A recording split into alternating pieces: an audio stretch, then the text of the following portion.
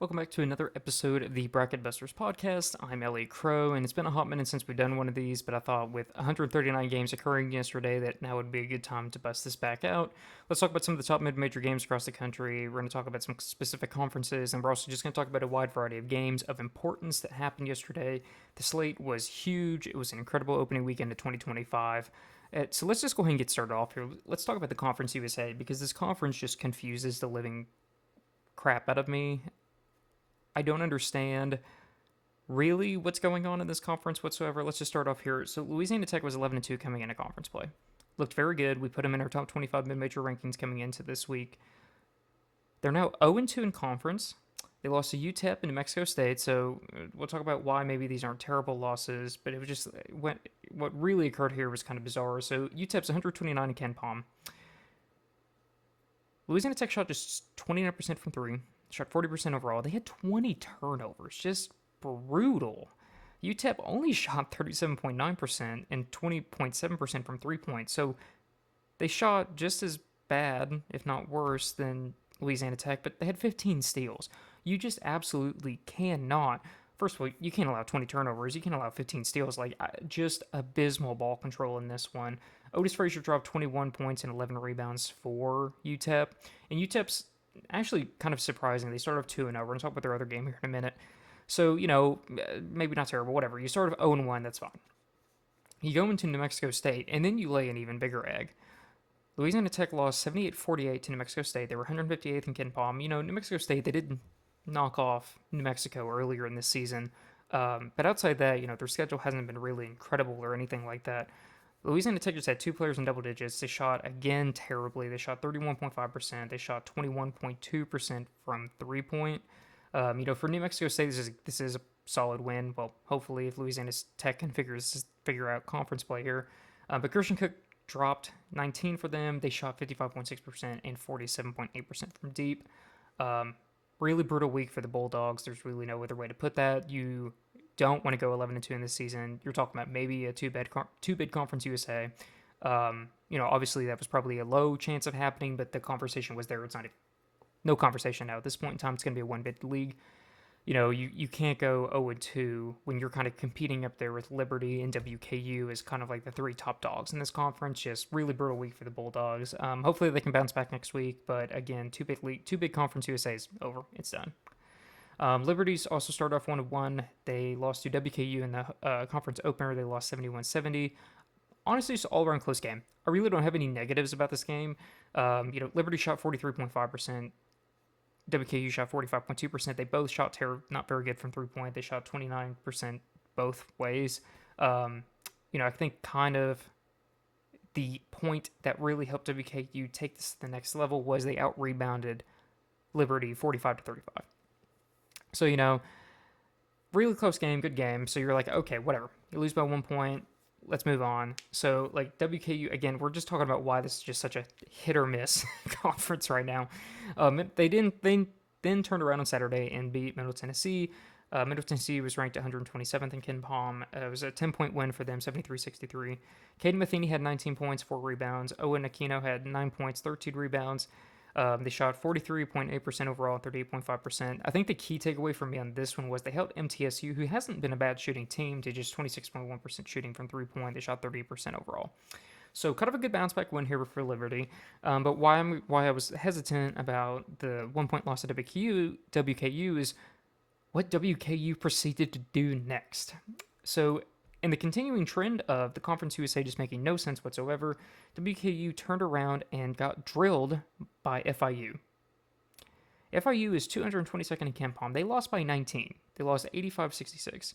WKU shot 36.8%. They shot a freaking abysmal 18.2% from three-point. They had 20 turnovers. They were out-rebounded 41-27. Just terrible. Just a terrible game all around here. SM Jones had 17 points and 3 rebounds for FIU. FIU shot 46.6% and 50% from three-point. Good win for FIU. But again, you're talking about a conference that maybe coming in could have magically gotten a two-bid league, and then all of a sudden you have Liberty lose your home opener. You have WKU, beating Liberty, so great, whatever. Your two top dogs kind of going at it there, and one team's obviously got to win. But then WKU dropping one at FIU. Louisiana Tech, on the other hand, going 0-2. And then you just have this kind of question mark about where you kind of stand as a conference, and this is probably certainly not where they want it to be as a conference here, so we'll just kind of see what happens here. But tough week for Conference USA. I will say, though, I do want to give credit to some of these teams in here, though. UTEP, for example. UTEP beat Sam Houston 81-72. Sam Houston had a pretty good non-conference here. UTEP's now 12-3. They are 2-0 in conference. They had 4 starters in double digits in this one. They shot 54.9% overall. My favorite play of basketball here is just your ability to control the pace of the game, your ability to dish out and hand out to other players. They had 17 assists on 28 made shots. Huge deal there. They're an elite three-point shooting team. I think a lot of people probably don't know this. They are 22nd in the country. They're shooting 38.4% overall from deep. They're elite defensively as well. They're second in forced turnovers, which is something that I just did not see coming. Otis Frazier, again, he's averaging 13.9 points, 4.9 rebounds, 3.2 assists, and 2 steals. You're going to see where I'm going with this trend. Corey Camper's averaging 12.5 points, 3.5 rebounds, 2.5 assists, and 2.5 steals. And Devin Barnes is averaging 10.9 points and 1.8 steals. They are a tremendous defensive team. They are all over the ball constantly. This is a team that actually could be dangerous. Let's say that, again, Conference USA is in one big league now. Let's say WKU rebounds, Liberty continues their thing, Louisiana Tech rebounds.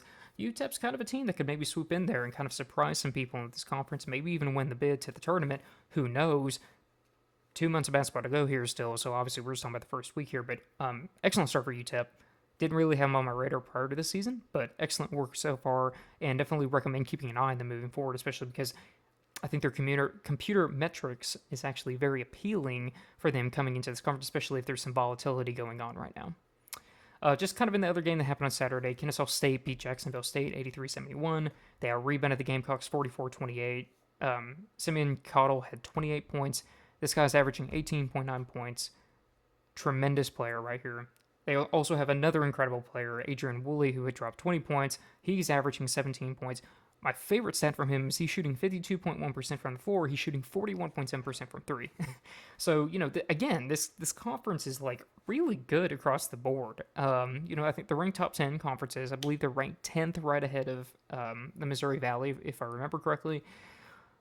Really all around good conference here. Kennesaw State beat Rutgers because for some reason Rutgers traveled to Kennesaw. So mind-blowing why they did that. Anyway, Kennesaw State is a pretty solid team here. Really think anybody could actually win this conference when you start going down the board. And really just overall great game here. I'm excited to watch Kennesaw State. Obviously, kind of how they have rebuilt from being a team that was 1-28, to the team they are now and being able to compete at the same level that they have been, even with the new coaching staff, even with a lot of turnover going through there. Great win for Kennesaw State here in the Owls, and excited to watch them moving forward as well. So, going into another conference that is just really head-scratching at starting off here, we have the A10. Coming into the season, I had a lot of high hopes for maybe a 3-bid A10. Right now, I'm just hoping we have a 2-bid. George Washington just absolutely beat the rails off of Dayton. They won 82-62. Dayton I don't have no other way of putting this other than saying Dayton looked terrible. Dayton shot 35%. They shot 26.7% from deep. The Revolutionary shot 15 of 31 from 3. They dished out 16 assists on 28 made baskets. Christian Jones dropped 23. Gerald Drungle dropped 21. Trey Autry dropped 17 off the bench. Okay. The point where this gets even worse is their best player didn't even play. Darren Buchanan had a boot. He's not even, I don't know how long he's out yet. I haven't seen anything about this yet. He's averaging 15.1 points, 7.4 rebounds. So you're telling me that you don't even have your best player. Now, given, I want to add George Washington's a pretty good team. However, their strength of schedule in the non-conference was 362nd. Not very good. So, the record's a little bit inflated here. Dayton, who was, previously ranked just a couple weeks ago, who should be the clear winner of the A10. You can't drop a 20-point loss to George Washington and then expect to maybe receive multiple bids as a conference. You just can't do that. So, great win for George Washington.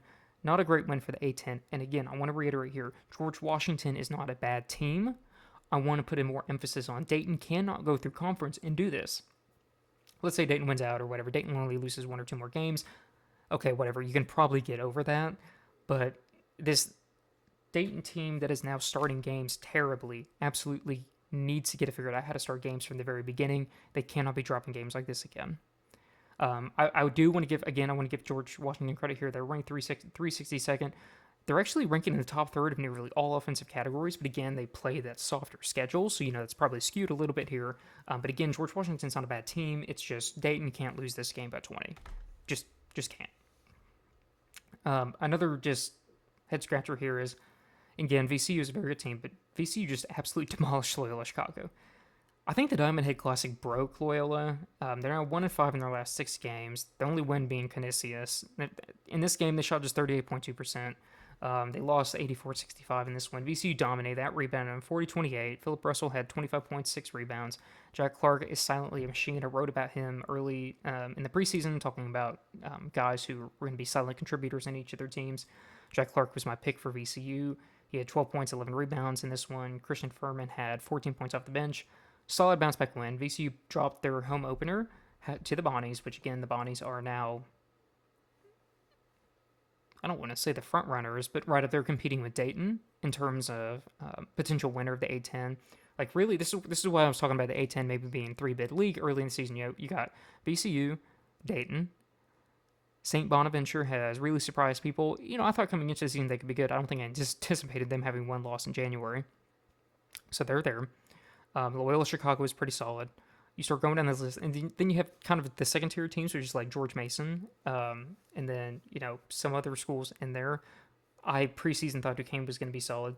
I was obviously very wrong here. They've looked better as of late, but they dropped their game, which we'll talk about here in a little bit. I just thought the A10 was going to be better overall. No way a 3-bid league's happening. Let's just hope they can scavenge together enough to get a 2-bid league here. So kind of moving on, talking about the Bonnies. The Bonnies stayed hot. They beat Fordham by 20, 86-66. They're now 14-1. They're 2-0 in the A10. They shot 52.5% overall. They shot 47.4% from deep.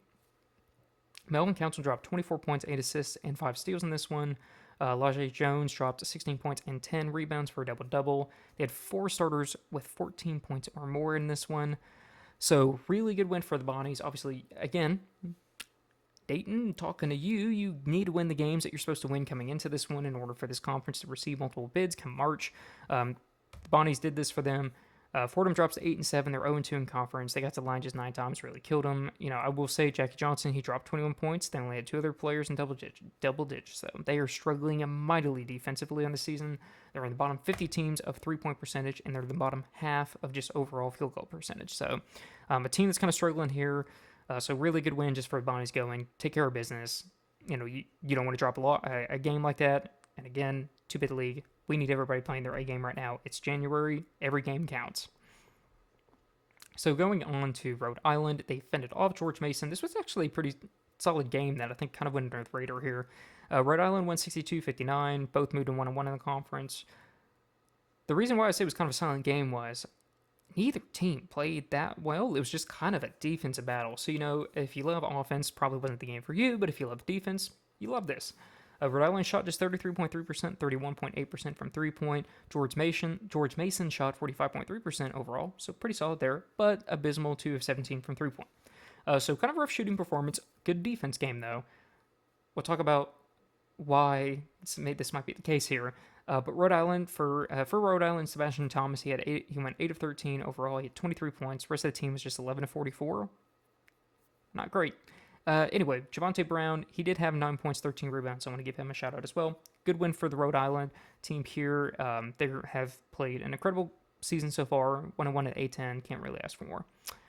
George Mason, though, kind of contributing to why this was the defensive battle, is silently one of the best defensive teams in this country. They rank 35th in 3-point percentage and 4th in inside the arc percentage.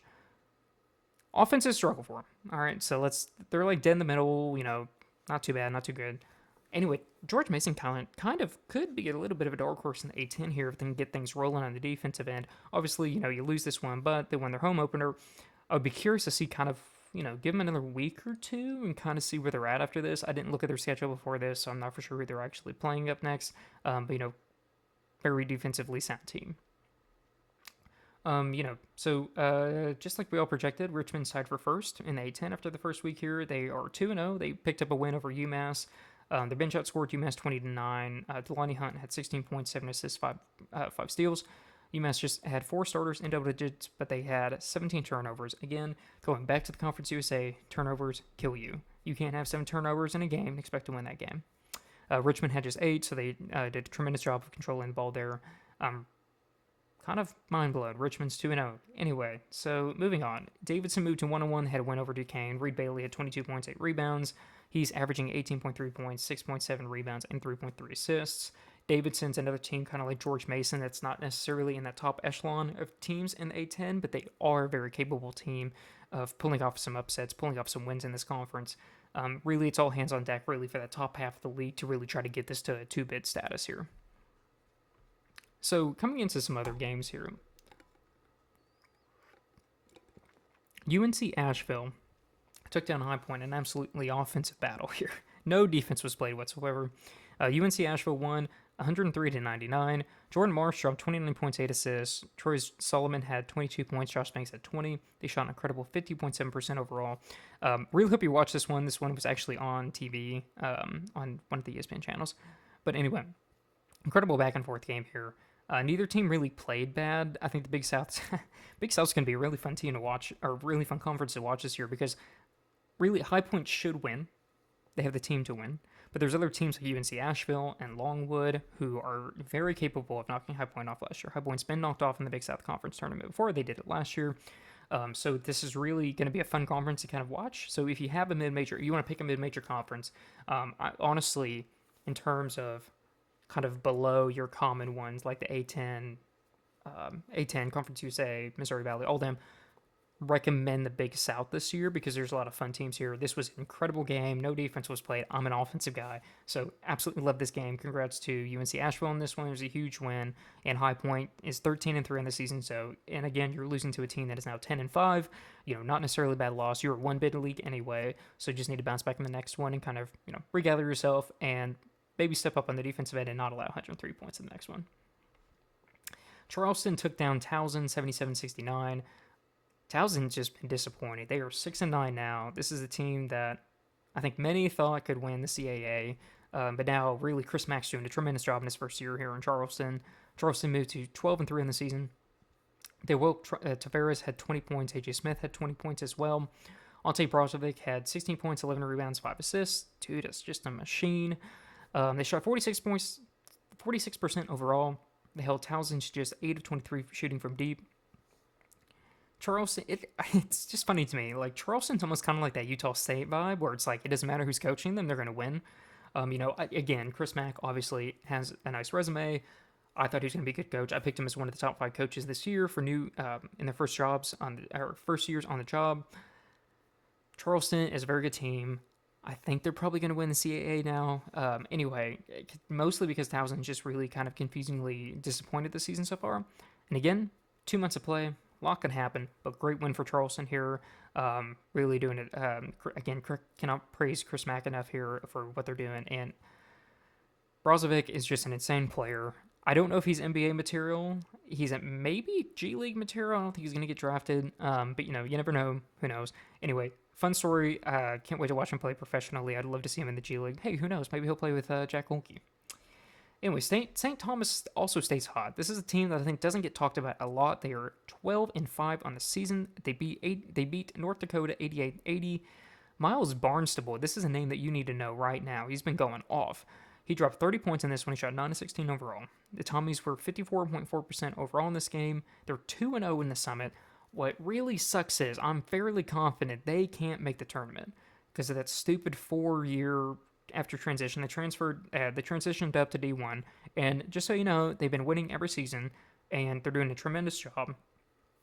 Again, they're 12-5, 2-0 in the Summit. So what's going to really suck is, per KenPom, they're actually only projected to lose one game, and that one game is by 2 points as of right now. So there's a chance, like, let's say that all this comes true, and you're 17-1 in conference or whatever your record is, and you don't make the tournament. I really want the NCAA to get rid of that rule. At this point in time, I don't think there's a purpose for it. If you want to have it, do like 1 year after or whatever, and you pay your whatever, pay your fine or whatever. Because first of all, you got to pay to transition to D1. Then all of a sudden, you have to recruit with people knowing that you're not going to be able to make the NCAA tournament, and then you don't get to make the NCAA tournament if you do well.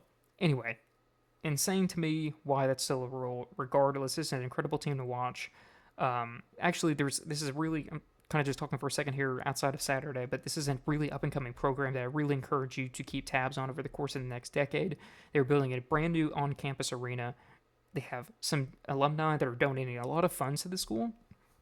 Personally, I have an agenda of getting them to the Missouri Valley. Obviously Missouri State's leaving to go to Conference USA.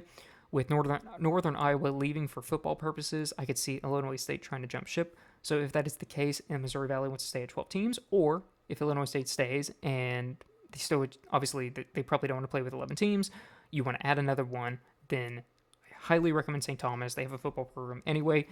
We'll probably talk about this in the offseason about why I want St. Thomas to go to Missouri Valley, but this is a fun and up-and-coming program that I think is going to be very good and could become a mid-major powerhouse, kind of on that same level of maybe like a Charleston or somebody of that nature who just consistently wins in kind of their lower-tier conference and kind of makes that tournament every single season. Really, really fun stuff happening up there. 10 out of 10 recommend watching this team. Kind of getting to the Mountain West here now. San Diego State knocked off Boise State 76-68. Miles Byrd had 22 points in this one. The Aztecs shot 44.3% overall. That rebounded 39-29. Aztecs are obviously the clear favorite in the Mountain West at this point in time. Three-point shooting just killed Boise State. They were 7 of 30. Aztecs are just one of the best defensive teams in the country. There's just no other way to put that. They're 24th in three-point percentage and 9th in shots inside the arc on the defensive end. So the Aztecs are going to stay ranked this week. They're 3-1, 2-1 in conference. One of those two, 2-1, 3-1, something like. I think they're 2-1. I think Boise State's 3-1. Moving forward, the Mountain West is just not going to get the same amount of bids they got last year. I believe they had 6 bids. Yeah, they had 6 bids last year, so they're not going to get that. Honestly, at this point in time, they're going to be lucky if they get 3. I really want them to get 3 because I want you to kind of have Utah State, who obviously, in San Diego State, so you have those two kind of up there. And then I think it's going to be some type of combo between Boise State and New Mexico. You might be able to squeeze 4 out because the ACC is really down this year. So, you could squeeze maybe 4. I think that's really pushing it. I think it would probably be 1 of 2 between Boise State and New Mexico. They're definitely not getting 5. That's not even a question at this point in time. Kind of beating off why is Nevada, first of all, sorry for Wolfpack fans here, but Nevada's 8-7. They've lost 6 games by 5 or less points, and they've lost 4 games by a possession or less. Brutal luck for Nevada. Nevada's 8-7, 0-4 in the Mountain West. There's just no way they're getting 4 bids, in my opinion. They're getting 5 bids. So you could get maybe 4 bids if you squeeze it out, and you get both Boise State and New Mexico in there. Boise State does have a good resume. Obviously, they had that Clemson win in the non-con. That was really a big helper here. So you can make an argument for 4. I think 3 is more realistic. So we'll kind of see what happens here coming in through next month. But regardless, Utah State and San Diego State are kind of in their league of their own right now, with Boise State and New Mexico kind of just looking right there on the outside looking in. So we'll kind of see what happens here. We could be discussing a 4-bid league still, kind of pending what happens throughout conference play. But as of right now, I would say it's probably a 3-bid league. So UNC Greensboro drilled Furman. Furman was 15-1 coming into this game. It's just Furman's second loss. UNC shot 12-23 from deep. They shot 57.3% overall. I think what's really incredible to me about this one is the fact that Furman's one of the best 3-point defending teams in the country. I actually just posted a graphic on Twitter the other day in Blue Sky about how Furman ranks like literally at the top of mid-majors in 3-point percentage defense. So really kind of mind-blowing here that UNC Greensboro shot over 50% in this one. Anyway, you have bad games. It's okay. Again, that this isn't a 2-bid league, so you can afford a loss like this. No big deal. Honestly, if anything, for Furman, it kind of maybe brings them back a little bit to how they need to rebound in this one. We can see how they come out in the next game. But anyway, Kenyon Giles had 25 points. He was 10 of 13. He was 5 of 6 from deep. And Ronald Polite had 18 points. He was 5 of 9 and 3 of 4 from deep. So again, just kind of a little bit of a shocking 3-point performance here for UNC Greensboro against a very, very good, stout defensive team in Furman. But again, things happen. Bad games happen. You're a 1-bid league. It's okay. You can afford this loss and move on to the next one.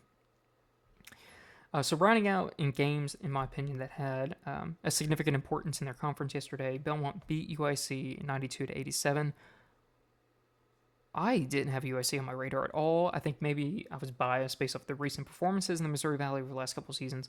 But USC has been a surprise. They are now 9-5. They're 2-2 in the Valley. Obviously, they handed Drake their first loss of the season. Belmont shot 12 of 29 from deep. That rebounded in 42-33. I'm going to give you 3 names of guys that you need to know about why Belmont could be a sneaky team in the Missouri Valley. Jonathan Pierre, he had 22 points, 8 rebounds. Carter Witt had 20 points, 8 rebounds. And Isaiah Walker had 18 points, 5 rebounds. If you take any of them, I don't know how Belmont finds these guys, but Carter Witt is just like an offensive weapon. I went and watched the Belmont and UC Irvine game live, whatever that was, back in December, before Christmas. Carter Witt is just a baller. That guy can absolutely shoot from outside. I don't know where Belmont finds these guys, but Belmont is always just an offensive juggernaut, and it's been the same way this year. Their defense is struggling a little bit. They're giving up a lot of points every game. It's been like 99, 97, or 89, 85, whatever it is. Like, they're an offensive juggernaut team. They just haven't necessarily figured out the defensive piece here, but because of that, Belmont can knock off any team on any given day in the Missouri Valley. So when it comes time for Arch Madness, they're a team that I would not be shocked to see if they can come out and actually win the whole thing. Because really, Drake separated themselves from the pack. Bradley separated themselves from the pack. There is still a chance for a 2-bid Missouri Valley. It is very slim. I would say less than a 5% chance at this point in time because Bradley turned around and Drake lost to the USC. So, and really neither team can afford a slip up at this point in time. I think both of them need to get to the championship and beat one another for any conversation because the way that I look at this is Indiana State didn't get in last year. I don't see how they give us a 2-bid league this year, but there's still there is that chance. So regardless of that, Belmont is a team that could kind of surprise people thinking Arch Madness. They're a very good shooting team. They always are. It's incredible to me what that program does every single year in and year out. So kind of a fun team to watch there. That kind of wraps up, in my opinion, what was the most important games of the day yesterday. Kind of key takeaways. So again, some of these conferences, I think there's plenty of time. I think it was actually somewhat of a disappointing day for mid-major college basketball yesterday because really Conference USA and A10 really hurt their chances for multiple bids this season. I think the A10 can still scrap it out. Conference USA 2-bid league is done. It's just done. So, I think let's hope for a more positive week coming in through to next week. But I just want to thank you all for listening in here. And I do want to plug my Substack here. So if you have not yet, please go to my Substack. The link is down below, just bracketbusterhoops.com, and subscribe to our mailing list. We send out at least 2 a week. We're kind of doing one recap of the week prior and then in their top 25 rankings. Then we're also doing more of a deep dive. We just recently discussed some stuff about 3 potential dark horses in their conferences. We're breaking down statistics. We're digging into tempo. We're digging into offense and defense and the players. We're doing some in-depth analysis on mid-major college basketball. So if you love mid-major college basketball, I highly encourage you to go down there. It's free to subscribe. If you want to pay, you can. I'm not going to tell you not to pay, but you can subscribe for free down below, and I encourage you to do that so you can stay up to date on all of the mid-major college basketball happenings as we're crunching down to just 2 months before March comes around here after the beginning of the year. So going to be a ton of good content, ton of good college basketball coming up through the next couple of months here. So thank you all for watching, and hope you all have a good day.